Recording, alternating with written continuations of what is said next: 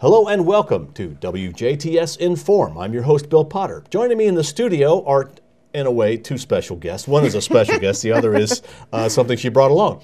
That is Carla Striegel Winter, and Carla is the director for the Dubois County Solid Waste District. Carla, welcome to the show. Thank you. Thanks. Okay, now you've brought some special things with you. We're going to talk about what does the Dubois County Solid Waste do. I know I've seen the trucks, the box trucks around, and you're running routes.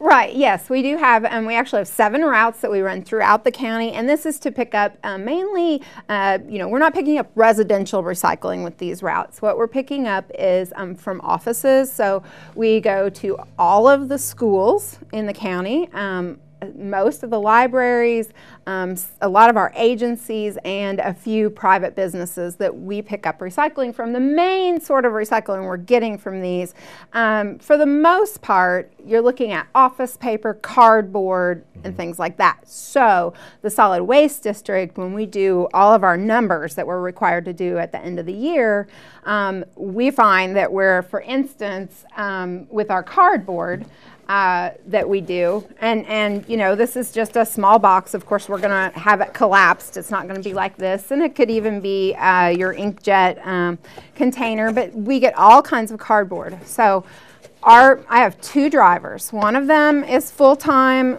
or he runs full-time route 5 days a week, and one of them is our process center manager, and he runs a route 2 days a week. Okay. So we run 7 routes, 92 different stops. Not all of those weekly, but a lot of stops during a week. Last year, we brought in 77 tons of cardboard. Wow. So that means that each of those 2 guys hand-loaded 38 tons of cardboard in a year. That's about 600 pounds a working day. And I kind of brought a little sample here because we think, well, cardboard. So if this was full of milk, it would be about 8.5 pounds. Okay, so that'd be like them lifting 70 of these every single day and carrying them into the truck. So it's a lot of cardboard, and it's great that our offices and our schools are recycling so much of this. I mean, it's absolutely wonderful. But so that, and that's just in 1 year. Okay, now how does somebody get on the route? Is that do you qualify? Basically, the routes are made up of a lot of our schools are priorities, our libraries are priorities, our government agencies are priorities, and then we can kind of fill in the routes a little bit with some private businesses. Right now, we are absolutely full. Okay. Yeah. And I don't know if that's good or bad. Yeah, it's good. We are unable to at this point put anyone else on the route. So the main priority is getting out to those schools, those libraries. I didn't mention the post offices. We get all of the uncirculated junk mail from the post offices. That all gets recycled as well. So they're very busy routes, and like I said, right now they're pretty full. But if anybody is interested, they can feel free to give me a call. But so yeah, and then. Speaking of the schools, and we do a lot of recycling for the schools, one thing that we get besides a lot of cardboard and a lot of papers from the schools, this is a number 10 can. It weighs, about 4.5 ounces, something like that. So in this last year, we have actually recycled 7 tons just of these cans. Now, we just keep track of our steel cans, and most of those are the number 10 cans from the schools because we're not getting the residential recycling from the drop sites. Sure. So this is not including any of the drop sites, it's not including any of the residential recycling that's going on in the county, which would be many more tons than that. But just the fact that our schools can recycle 7 tons, that's 18,000 of these cans. If we were to stack all of these cans up, just like top to bottom, we would have to have lights on it. It'd be a lot taller than any of our cell towers. 2 miles high. Wow. Most of your little general aviation planes, when they're going from point to point, go about 1 mile high. So, and that's just 1 year's worth of recycling. So it's pretty exciting to me that the schools are able to recycle this much and that we're able to pick it up and take care of it and make sure it doesn't end up in the landfill. And it's being reused, which is good. Exactly. But it keeps it out of the landfill. And you can imagine then the volume of that if it Exactly. was in the landfill. Yeah, yeah. So that, to me, that is just absolutely wonderful that we're able to do that. And then another thing, speaking of the schools, that's really popular this time of year, PSC has got a phone book project that they, and I don't know how familiar you are with, basically PSC has, they give the schools 50 cents per phone book for any of their old phone books that are turned in. So all of those old phone books come to us for recycling them. We pick all of those up from the schools. So we saw about 10,000 phone books last year come through, and that was about 5 tons of phone books. So that's a lot. Yeah. A lot of phone books, and those are going through the schools. And so I believe Dubois County Schools last year actually collected about 5,000. Some of the phone books that they're bringing in aren't PSC phone books, and they're getting counted just for the PSC ones. So we're seeing more phone books than just those coming in for that project. And that's one of those they're things getting recycled too. Then, and they're hard to throw those away. Yeah. Because they are big. Yes, yeah. And especially if you know a student in a school, you definitely don't want to throw it away, or maybe even take it to the drop site for recycling, get that to your student because they can earn money for their school on those. And I was just kind of doing some of the math, and if we took all the phone books last year that the solid waste district recycled and just laid them end to end, 104 basketball courts long. Wow.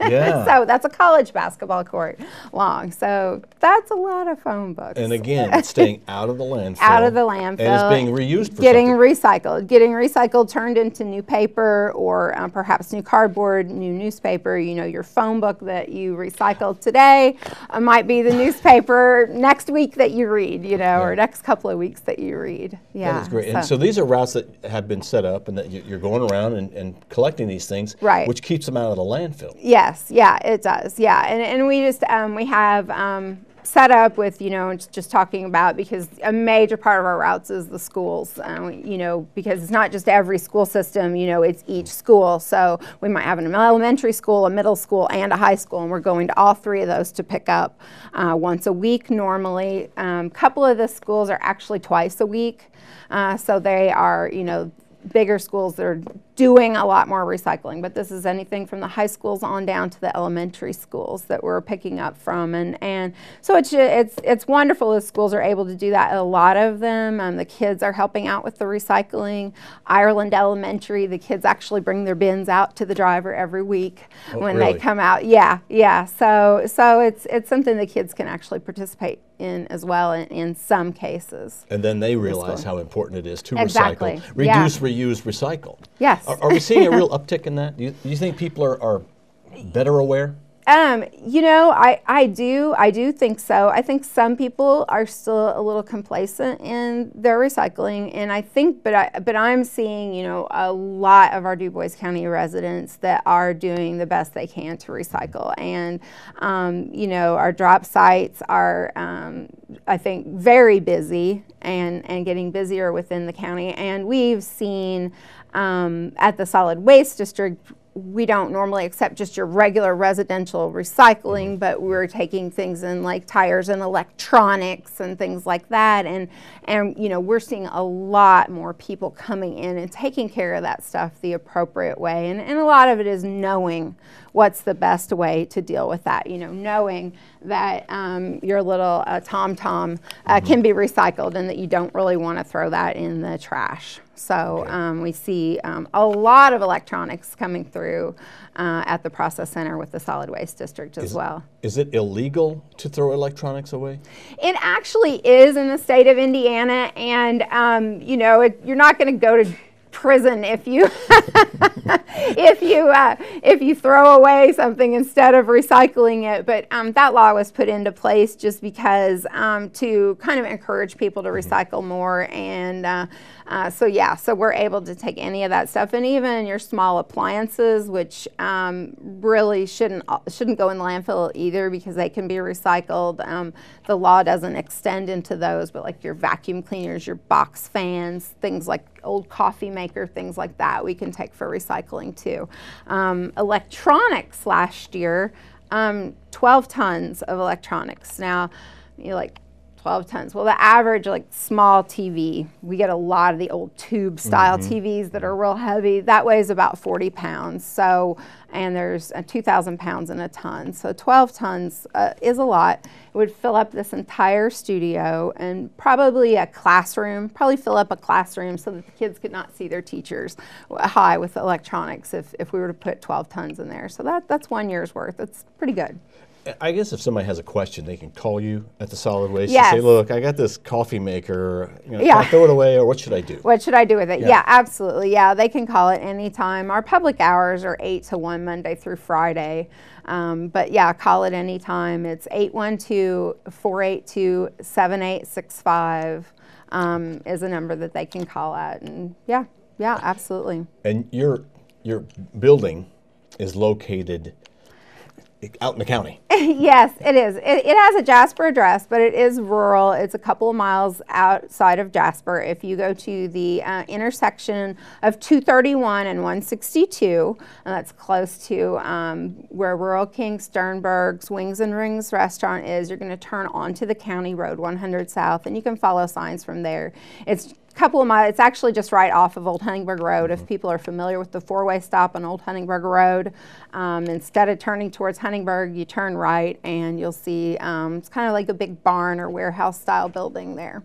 And that's where we're located. Yeah. Well, Carla, thank you very much. We're going to talk more about getting people to reduce, reuse, recycle as you keep watching WJTS in.form. And we appreciate you watching. And Carla, we certainly appreciate you coming in. Give her a call if you've got a question about what can be recycled or not recycled, what you should throw away, not throw away, and then where you should take it. Our guest has been the director for the Dubois County Solid Waste District. That is Carla Striegel Winner. We thank you for watching WJTS in.form. We're local people watching local people.